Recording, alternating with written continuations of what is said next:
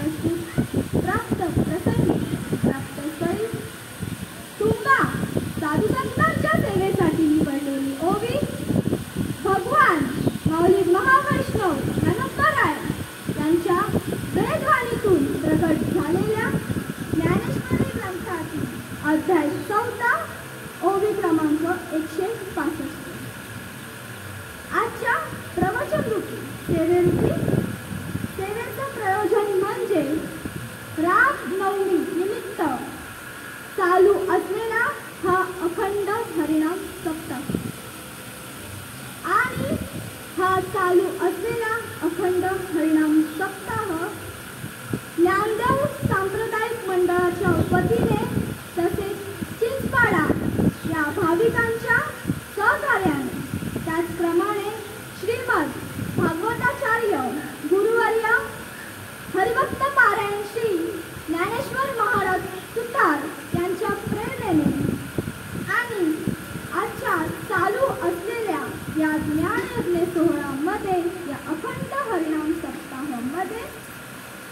दुसरे प्रवचन रूपी पुष्प माझ्या वाटेला आले आहे हे माझे परमभाग्य मी समजते आणि आजचे दुसरे प्रवचन रूपी पुष्प माझ्या वाट्याला आले ते त्यांच्यामुळे हरिभक्त पारायण सोपान महाराज पुतेकर तसेच हरिभक्त पारायण विनायक महाराज झाडाने या सर्वांची मी ऋणी आहे.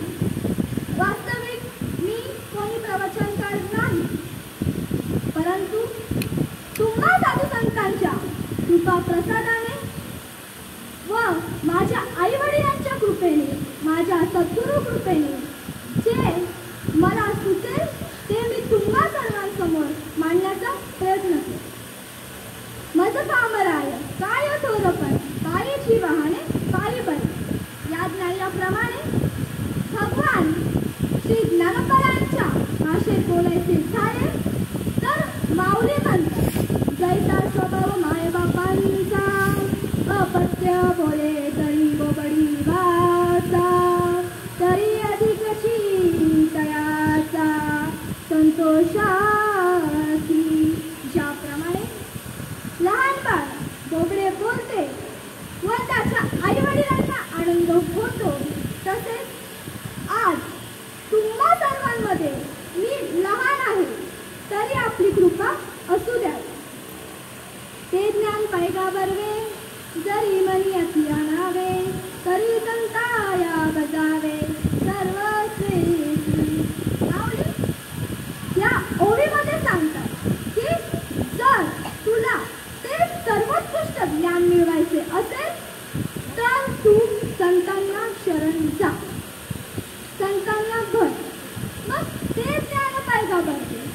मग ते ज्ञान कोणते तर देख परमात्मा सुख निदान साधा वयायोगी जन जेन विसंपत्ती अंजन उन्मेष नेते जे धावत्या कर्माची लाणी नैश्य कर्म बोधाची खाणी जे चुकेली या धनी साधनांची जेथ प्रवृत्ती पामुळे झाली तर्काची रीती गेली तेथ इंद्रिय विसरले विषय समजे जेथ मनाचे मनपण केले बोलाचे बोलकेपण केले आणि जयामानी सापडले ज्ञेय दिसे जेथ वैराग्याचा पांगू फुटे विवेकाचाही सोसू तुटे जेथ न पाहता सहज भेटे आपण. देख परमात्मा सुखरी जाणे म्हणजे काय तर जे योगीजन आहेत ते रात्रंदिवस जागे असतात. का जागे असतात तर आत्मसुखरूप ठेवा आहे तो प्राप्त करण्यासाठी ते जागे असतात. जे ज्ञान आरंभिलेल्या कर्माचे प्राप्तस्थान आहे जे आत्मप्राप्तीसाठी भुकेलेल्या साधकांच्या तृप्तीचे स्थान आहे आणि ज्या ठिकाणी कर्माची प्रवृत्ती थांबते म्हणजे मी कर्म करीत नाही आणि ज्या ठिकाणी आपल्या मनात इच्छा सुद्धा उत्पन्न होत नाही, ज्या ठिकाणी इंद्रियांना कोणतीच प्रतिष्ठा राहत नाही, ज्या ठिकाणी मनाचे मनपणे जाते शब्दांची धाव खुंटते आणि ज्या ठिकाणी सर्वत्र फलविदम ब्रह्म ज्ञेय व्यापलेले दिसते ते ज्ञान मग ते ज्ञान पैगा बरवे आणि ते ज्ञान पैगा बरवे जरी मनी अति आणावे आणि तरी संताया बजावे सर्वस्व. आणि मग हे ज्ञान आपल्याला प्राप्त करण्यासाठी आपल्याला संतांची सेवा करायची आहे, संतांना शरण जायचं आहे. असे का तर जे ज्ञानाचा पुरवठा येत सेवा हा दारवंता तरी स्वाधीन खरी सोबता बोळ बोळ. आपल्याला संतांची सेवा करायची आहे का तर संत हे ज्ञानाचे घर आहे आणि सेवा धर्म हा त्या घराचा उंबरठा आहे आणि हा सेवा धर्म रूपी उंबरठा आपल्याला आपल्या स्वाधीन करून घ्यायचा आहे. आणि मग आपल्याला संतांची सेवा कशी करायची आहे तर तनु मनु जीवे चरणासी लागावे मग अगरवत्ता करावे दास्य सकळ. मग आपल्याला सर्व प्रकारांनी जीवाने शरीराने मनाने या सर्व प्रकाराने गर्व रहित होऊन आपल्याला संतांची सेवा करायची आहे. मग अशा प्रकारची सेवा केल्यानंतर काय होईल मग अपेक्षित जे आपुले देवी सांगती कापुसर जेने अंतकरण बोधिले संकल्प नये आणि आपण संतांची अशा प्रकारे सेवा केल्यानंतर संत प्रभावित होऊन आपल्याला उपदेश करतात. आणि मग तो उपदेश केल्यानंतर काय होणार, तर आपल्याला भगवंताची प्राप्ती होते.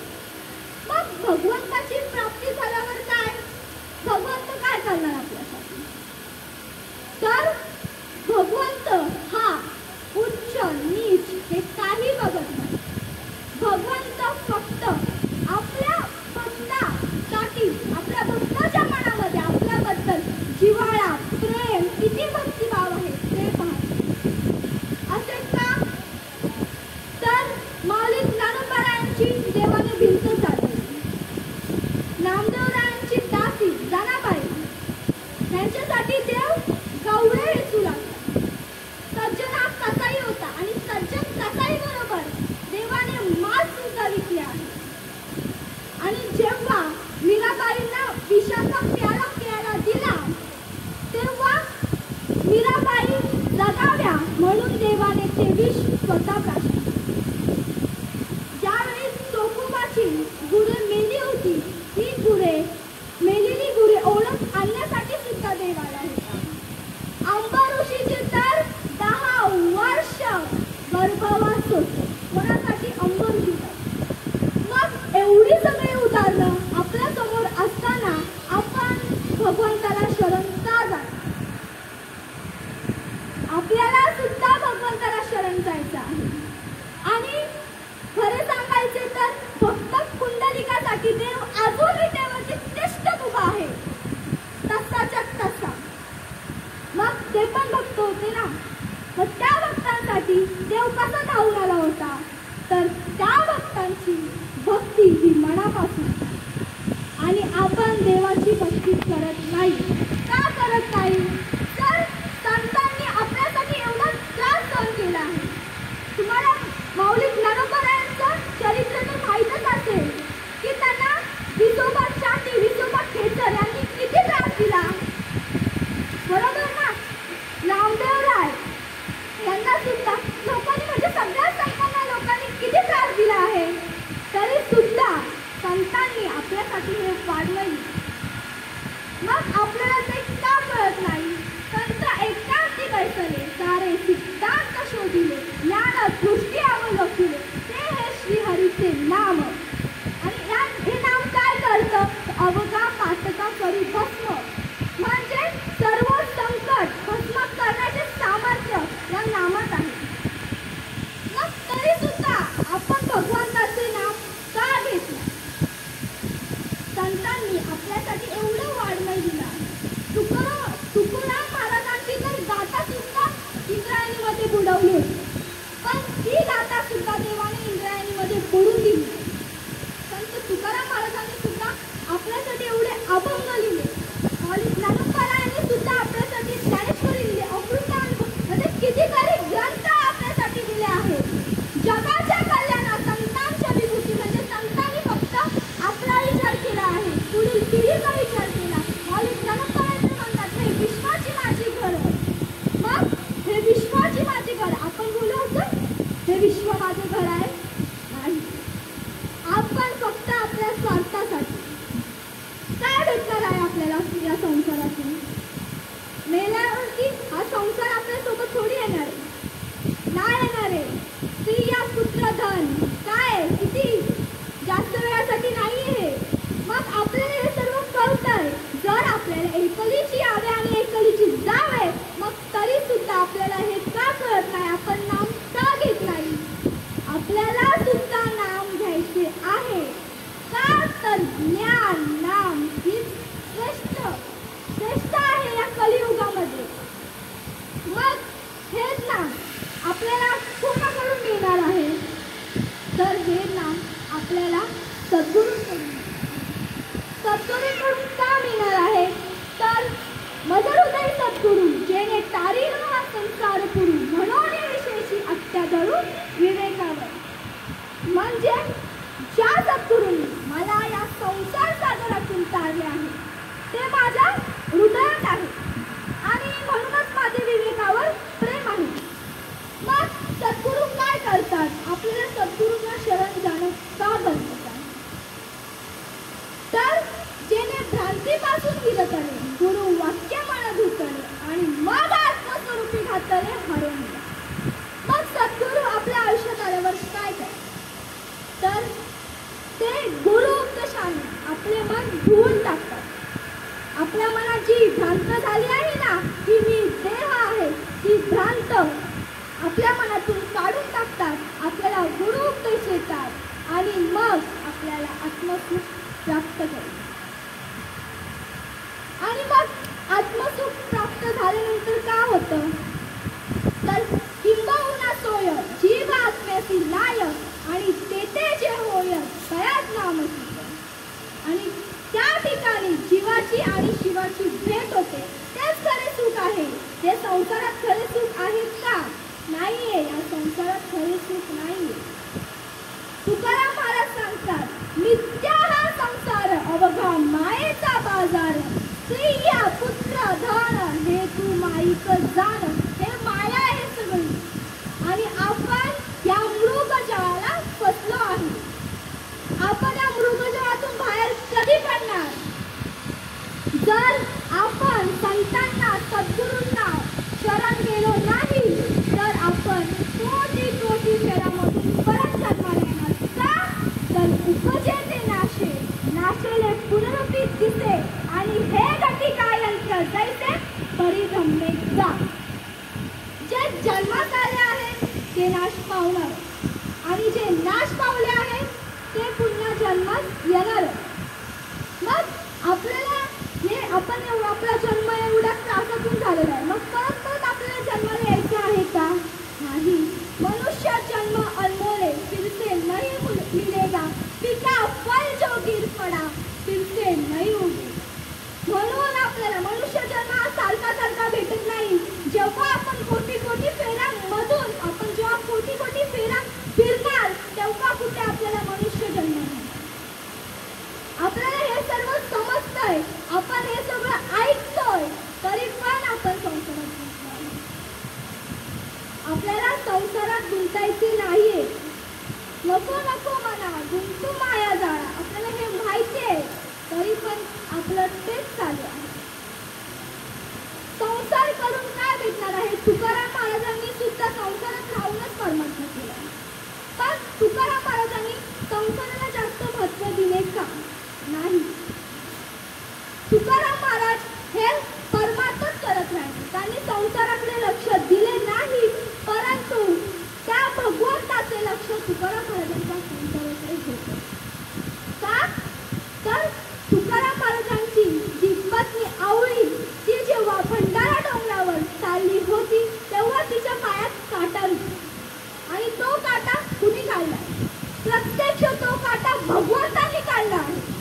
मग आपणच जर भगवंताला शरण केलो तर आपल्याला सुद्धा देव जो माझा होय अनन्य शरण त्याचे मी निवारीला जन्म मरण. हे स्वतः भगवंत सांगत आहे. जो मला शरण जाईल त्याचे मी जन्म मरण निवारे. मग तरी सुद्धा आपल्याला कळत नाही. संतांनी एवढं सांगितलंय की हा आपल्या समोर संतांची किती उदाहरणं आहेत. अर्जुन जेव्हा युद्धासाठी गेला तेव्हा सारथी म्हणून स्वतः श्रीकृष्ण त्या रथावर स्वार झाले होते. मग हे तर किती मोठे उदाहरण आपल्या समोर आहे. देव हा आपल्या भक्तासाठी धावून येतोच पण भक्ताची तेवढी भक्ती पाहिजे देवावर. आणि म्हणून आपल्याला भगवंताची प्राप्ती करायची आहे. आणि मगाशी मी काय म्हणलं ही भगवंताची प्राप्ती आपल्याला कोणाकडून होणार आहे तर सद्गुरूंकडून होणार. का तर सद्गुरू वाचून सापडे ना सोय धरावे ते पाय आधी आले. म्हणून आपल्याला सद्गुरूंना शरण जायचं. असे का तर नामदेवरायांच्या ताटात देव जेवत होता त्यांच्यासोबत देव वावरत होता तरी सुद्धा नामदेवरायांना देव समजला नव्हता. जेव्हा सद्गुरूंनी नामदेवरायांवर पूर्ण कृपा केली तेव्हाच त्यांना देव समजला. तेव्हाच त्यांचा अभंग सुद्धा आहे. सद्गुरू नायके पूर्ण कृपा केली नीत वस्तू दावी आली माझी मज माझे सुख मज दावी आले डोळा हितली प्रेम कळा ज्ञान मुद्रा. म्हणजे सद्गुरूंनी पूर्ण कृपा केल्यानंतरच त्यांना देव समजला. महत्त्व खूप आहे. का तर कलीमध्ये फार सद्गुरू हाते. कारण की संत आहेत, संतांनी आपल्यासाठी ग्रंथ लिहिले आहेत, आपण ते ग्रंथ वाचणार. पण आपल्याला या संसार सागरातून तरुण जायचं असेल तर सद्गुरूंची गरज आहे.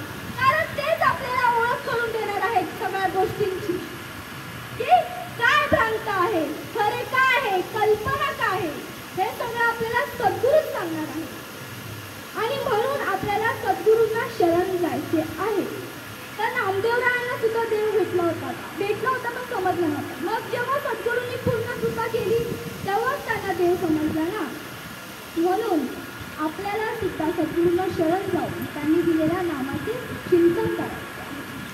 आपण मनुष्य जन्मात आलो आहे तर आपल्याला त्याचा फायदा करून घ्यायचा आहे. का तर सांगता येत नाही की मनुष्य जन्म हा परत कधी भेटेल. नरदेही आला तर एक स्वार्थ साधायचं, मुख्य साधन परमार्थ. आणि जर आपल्याला ब्रह्मज्ञान नाही समजलं तर श्वान कुत्रा समान असे सांगितले आहे. जर आपण मनुष्य जन्माला येऊन जर आपल्याला ब्रह्मज्ञान नाही समजलं तर कुत्रा गाढव यांच्या समानच आहे.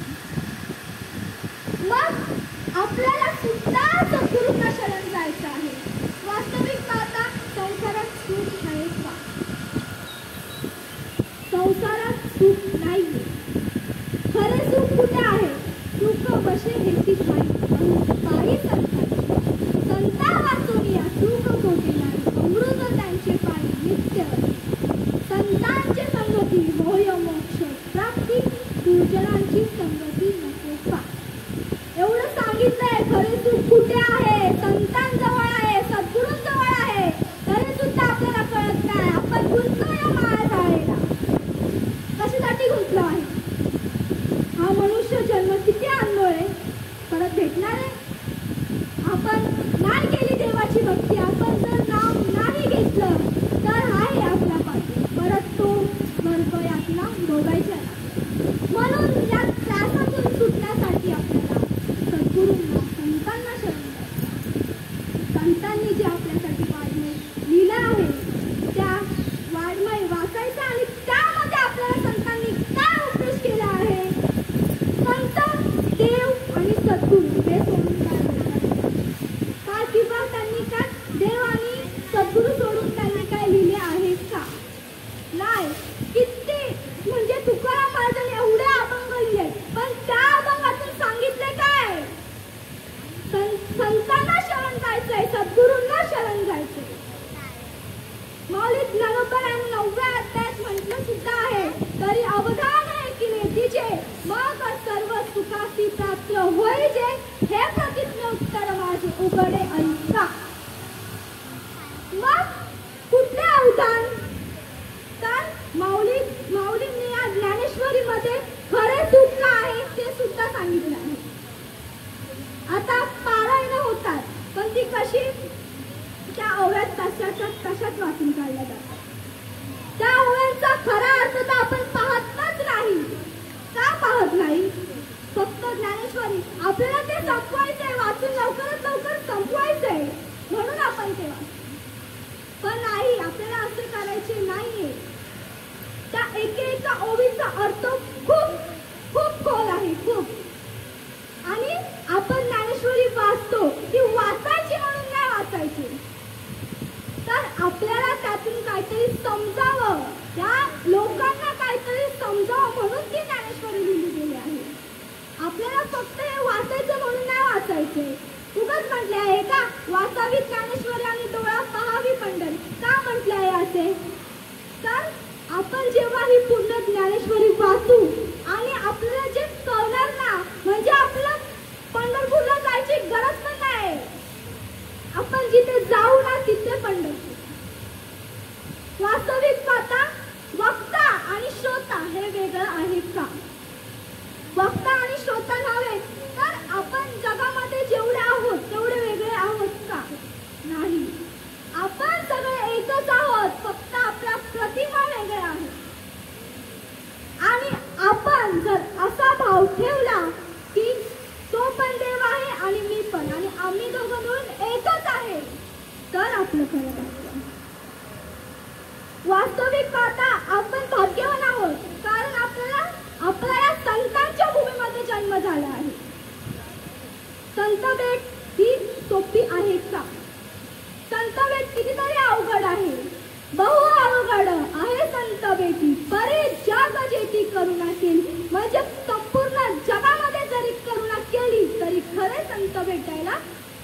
अवघड आहे आणि आपण सगळे खूप भाग्यवान आहोत, कारण आपल्याला खऱ्या संतांची भेट झाली आहे.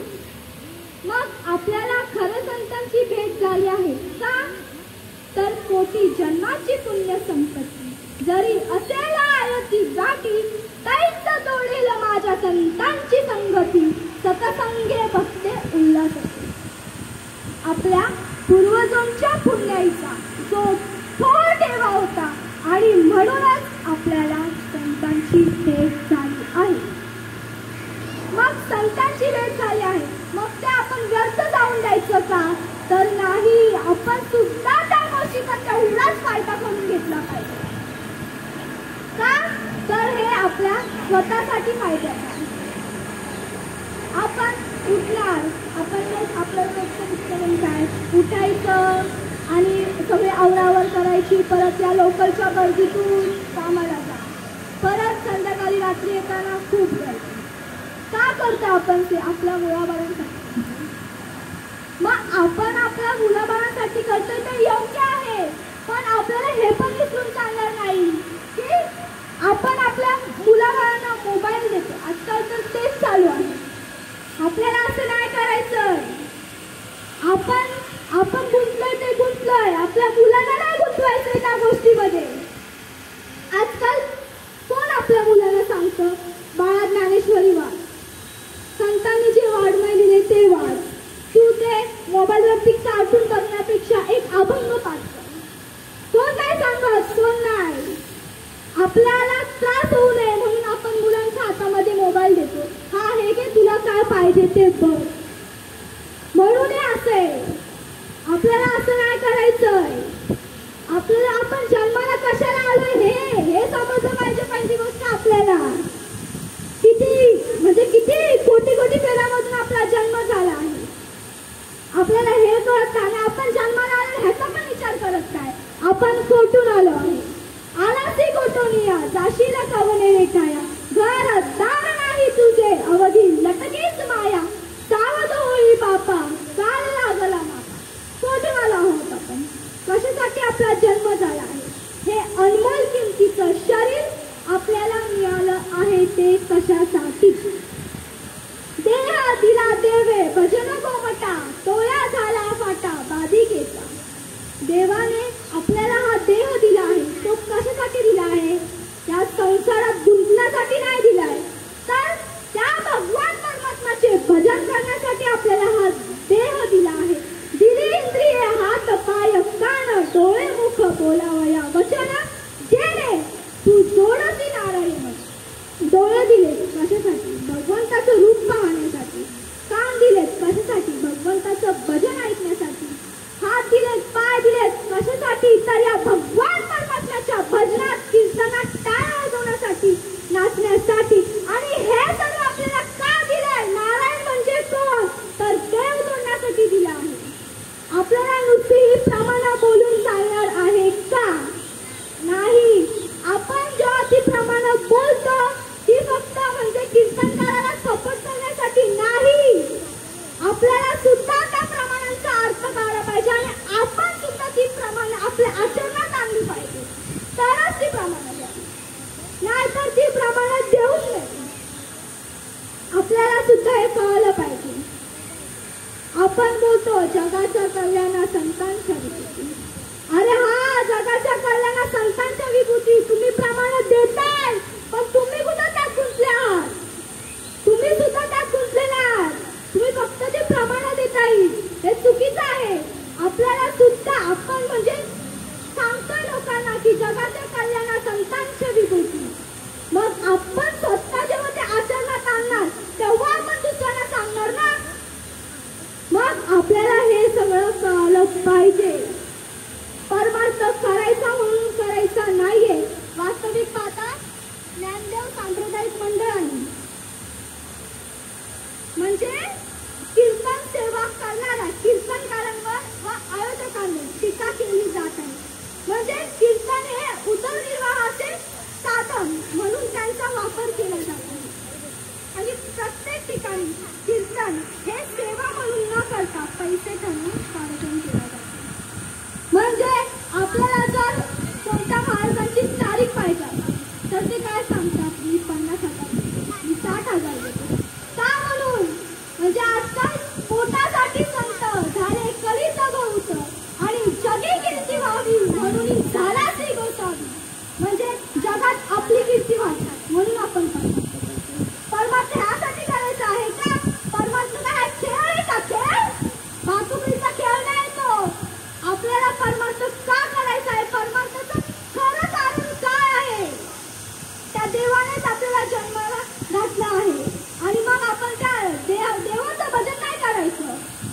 तारखा ठरवायच्या आणि त्यात आपण काय 50,000 60,000 असे पैसे घ्यायचे का? संतांनी जे वाड्मय दिलं आहे ते अनादी काळापासून चालत आलेलं आहे आणि ते ज्ञानच आपण दुसऱ्याला सांगतोय. मग आपण कशाचे पैसे घ्यायचे? आपला अनुभव सांगतो त्याचे पैसे घ्यायचे? चुकीचं आहे. आपल्याला आपण सांगतोय कुणाचं ज्ञान हे आपल्या मनाचं सांगतो आपण नाही. जे संतांनी लिहिलं आहे तेच आपण सांगतोय. मग आपला असं परमार्थ का चालू आहे? आपल्याला असा परमार्थ करायचा नाही. आपल्याला देवासमोर इतकं लीन व्हायचं आहे ना की त्यामध्ये आपला स्वार्थ सुद्धा नसला पाहिजे. आपला स्वार्थ नसला पाहिजे. त्यामध्ये आपण सगळं करतो आपल्या स्वार्थासाठी. वास्तविक पाहता आपलं काहीच नाही. काही जन्माला आपण काय घेऊन आलो होतो? जाताना सुद्धा आपण काय घेऊन जाणार आहे? आपलं काय आहेच नाही. हे सगळी कल्पना आहे आणि देवाने हे आपल्याला समजण्यासाठी पाठवलं आहे. परंतु आपल्याला हे काहीच समजत नाही. म्हणून आपल्याला हे सगळं समजण्यासाठी संतांना शरण जायचं आहे. आपला विषय तोच. आपल्याला संतांना आणि सद्गुरूंना शरण जायचं आहे. कारण संतांना आणि सद्गुरूंना शरण गेल्यानंतर आपल्याला सगळ्या गोष्टी कळणार आहेत. वास्तविक पाहता बाबांचं एक उदाहरण द्यायचं झाले तर म्हणजे त्या दिवशी बाबांचं कीर्तन होतं आणि सद्गुरू कसे असतात? खरे सद्गुरू. आणि बाबांनी त्यांचं कीर्तन होतं आणि आम्ही कीर्तनाला जात होतो. बाबांनी स्वतः तिकीट काढलं. म्हणजे असेच सद्गुरू, असे खरे सद्गुरू असे आहेत आणि आपल्याला खऱ्या सद्गुरूंना भेटायचं. खऱ्या सद्गुरूंना शरण जायचं आहे. का? आजकाल असे सद्गुरू आहेत का? कोण म्हणजे भक्तासाठी कोण एवढं करणार आहे? म्हणजे बाबा आहेत ना की तो भक्त आहे असं, शिष्य आहे असं पण वाटून देत नाही. सगळ्या गोष्टी आपल्या बाळाप्रमाणे. म्हणजे सद्गुरू कसे असतात तर ते शिष्यासाठी म्हणजे काहीही करायला तयार होतात. कोण मोठा महात्मा तिकीट काढेल आपल्या कीर्तनासाठी? कोण नाही काढणार. पण माझं खरंच परम भाग्य आहे की मला खरे सद्गुरू भेटले आहेत आणि मला जसे खरे सद्गुरू भेटले आहेत त्याचप्रमाणे तुम्ही सुद्धा सद्गुरूंना शरण जा. कारण त्यातच आपले हित आहे. आणि आपल्याला जे ज्ञान संतांनी दिले आहे ते ज्ञान कुठेतरी लोपले आहे. म्हणूनच आपल्याला काही समजत नाही. लोपले ज्ञानाच्या वितनेनी पितो. म्हणजे ते ज्ञान कुठेतरी लोपले आहे. पण ते ज्ञान आपल्याला लोपून द्यायचे नाहीये. तर आपणच त्याचा विचार केला म्हणजे आपण जर सांगत गेलो. आपण कसं समजा रस्त्यावर कोण माणूस भेटला तर आपण काय चाललंय नाही असं संसारात गुंतलं आहे, हे होतंय ते होतंय, ह्याने गाडी घेतली, बंगला घेतला. म्हणजे आपण कशाविषयी बोलतो की जे चालू आहे ह्याने काय केलं त्याने काय केलं आपण ह्याविषयी बोलतो. पण ह्याविषयी बोलून का होणार आहे? त्याने त्यासाठी केलं, आपल्याला आपल्यासाठी काय करायचं? आपण करा सोडवणं. म्हणजे आपल्याला आपली सोडवण करायची आहे. मग जर असं कोणी भेटले तर इकडच्या तिकडच्या गप्पा न मारता आपल्याला सुद्धा सांगायला पाहिजे. हे बघ मी नाम घेतलं असं झालं. मग तू पण ते नाम घे. त्या नावाने सर्व शक्य होतं. सर्व असाध्य ते साध्य होतं. कशाने? तर भगवान नाम. म्हणजे ते राम आणि राम नाम यांचा दृष्टांत माहिती का? म्हणजे जेव्हा सेतुबांधणीचे काम चालू होते तेव्हा भक्तांनी म्हणजे एक पत्तर आणून पाण्यात टाकला तर सर्वप्रथम तो बुडू लागला होता. मग भक्तांनी काय केलं तर एकावर ना आणि एकावर म अशी अक्षर लिहिली. आणि जेव्हा ते पत्तर पाण्यात सोडले तेव्हा ते पत्तर एकमेकांना चिकटू लागले. आणि प्रभू रामचंद्राने हे बघितले, अरे हे असे कसे काय होऊ शकते? म्हणून त्यांनी एक पत्तर पाण्यात सोडलं तर तो बुडून गेला. का? तर भक्तांनी आपल्या देवावरती जेवढी भक्ती होती, आपल्या देवाचं नाव राम असं नाव लिहिलं.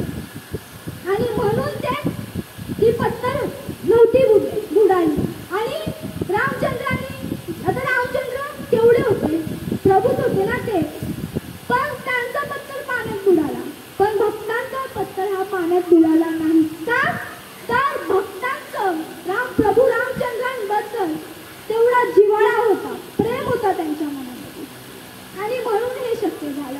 आता हे कसं शक्य झालं म्हणजे याचा विचार करण्यासारखीच गोष्ट आहे ना की फक्त राम लिहिले त्याच्यावरती आणि ते जे पत्थर बुडू लागले होते ते थांबले, ते बुडाले नाही. किती विचार करण्याची गोष्ट आहे. म्हणजे एवढं सगळं विचार करण्याचं आहे. आपल्याला एवढे सगळे उदाहरणं आपल्या समोर मांडलेली आहेत संतांनी किंवा संतांची पण कितीतरी उदाहरणं आपल्या समोर आहेत तरी सुद्धा आपल्याला कळत नाही. आता अंबऋषीचे देवाने 10 वर्ष गर्भवास घेतले होते. म्हणजे किती देवाने केलं आहे आपल्याला हे काही समजत नाही.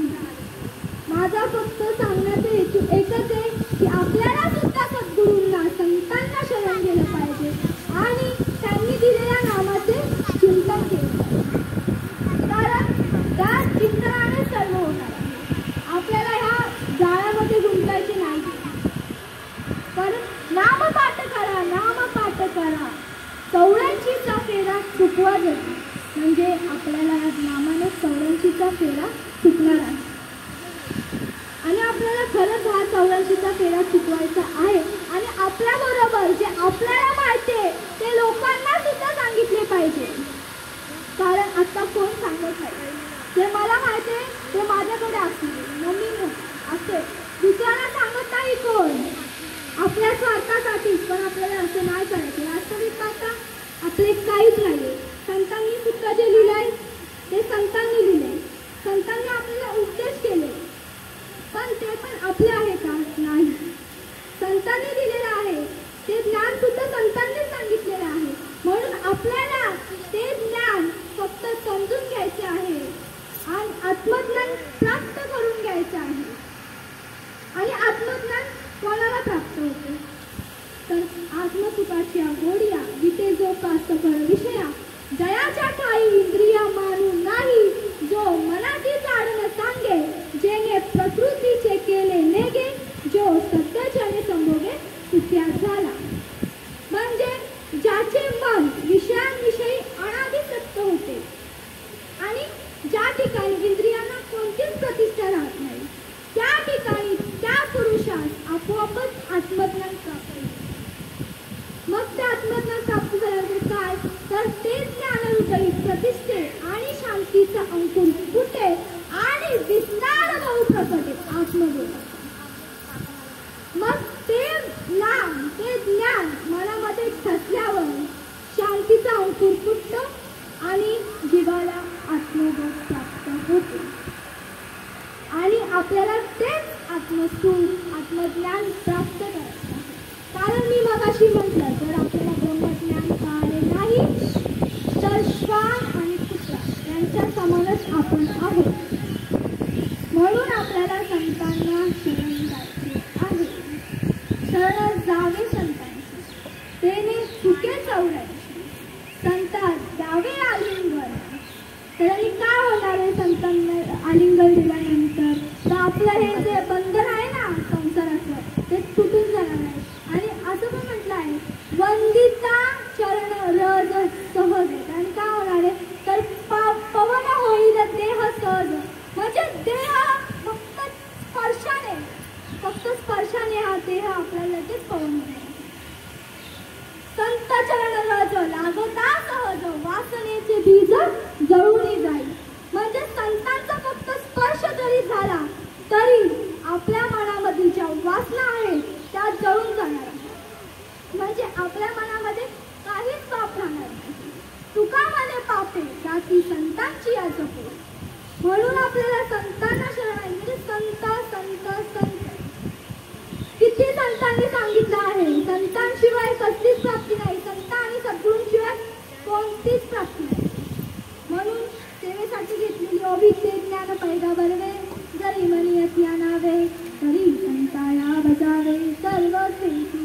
मग आता ते ज्ञान कोणते ते आपल्याला समजले आहे आणि मग हे ज्ञान प्राप्त करण्यासाठी आपल्याला संतांना शरण जायचे आहे.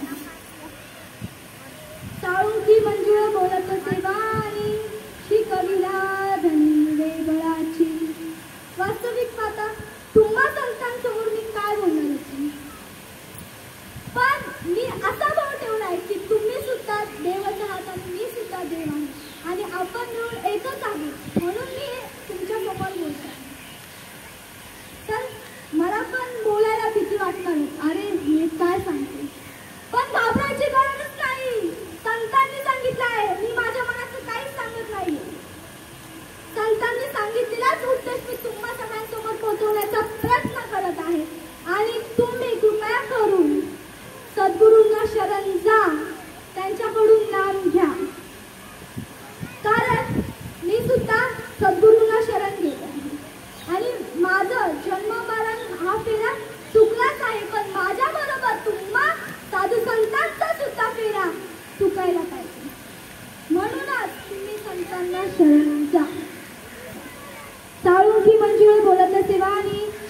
वेगळ्या दणी वेगळाची.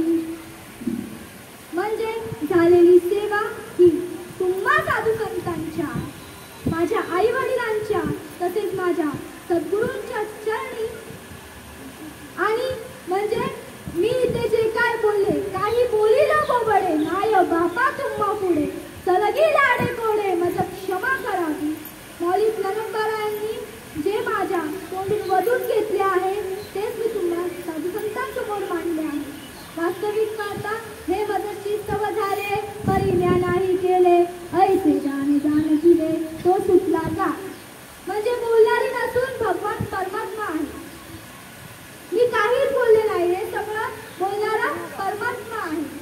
आणि आजच्या प्रवचन सेवेसाठी उपस्थित हरिभक्त पारायण श्री कुटेकर बाबा, हरिभक्त पारायण श्री सागर महाराज थोरात, तसेच हरिभक्त गायनाचार्य हरिभक्त पारायण संजय महाराज गोगावले, तसेच युवा कीर्तनकार निशाताई कळंबे, विलेकरी बाबा आणि माझे आई वडील, तसेच या सेवेसाठी उपस्थित ही माझी बहीण आहे वेदिका झाडाने, तसेच उदुंगाचार्य अभंग झाडाने.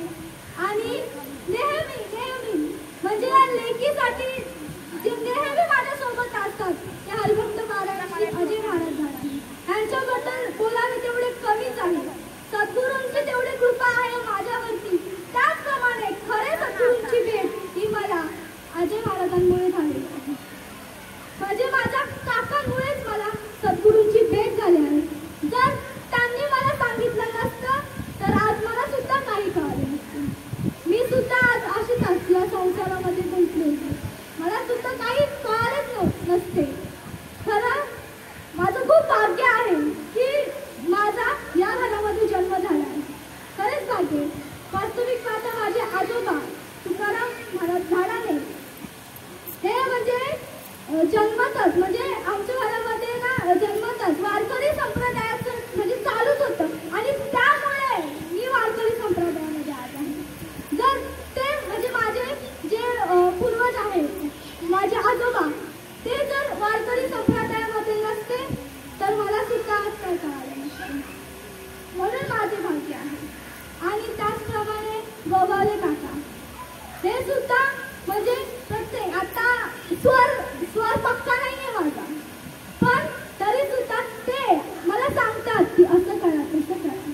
म्हणजे मी खरंच भाग्यवान आहे की माझ्याकडे खरं देवच आहे. देवच प्रत्यक्ष पांडुरंगच आहे. आणि तुम्ही सुद्धा पांडुरंग आहात. आणि तुम्हा सर्वांची मी आभारी आहे कारण तुम्ही या लेकीच्या सेवेसाठी उपस्थित आहात. वास्तविक पाहता माझी आई सुद्धा तिथे उपस्थित आहे. खरं म्हणायला गेलं तर निम्मा जो काकडा आहे ना तो मला माझ्या आईमुळे समजला आहे. म्हणजे ते रोज घरामध्ये ते काकडा भजन लावते.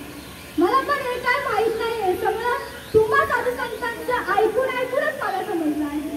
त्याचप्रमाणे मला सतत मार्गदर्शन करणारी निशाताई कळंबे ती सुद्धा कीर्तन खूप छान कीर्तन करते आणि तिचं सुद्धा मला चांगलं मार्गदर्शन आहे. त्याचप्रमाणे गोगावले काकी या सुद्धा तिथे उपस्थित आहे. त्या सुद्धा आपल्या लेकीप्रमाणे म्हणजे सगळेच आपल्या लेकीप्रमाणे मला छान मार्गदर्शन करतात. आणि त्या सर्वांमुळे तुम्हा साधू संतांमुळे मी आज इथे बसली आहे. आणि तुम्हा सर्वांच्या कृपा आशीर्वादाने मी इथं 2 शब्द बोलण्याचा प्रयत्न केला. वास्तविक पाहता झालेली सेवा ही तुम्हा साधू संतांच्या चरणी, माझ्या आई वडिलांच्या चरणी तसेच माझ्या सद्गुरूंच्या चरणी समर्पित करते व या ठिकाणी सेवेला पुण्य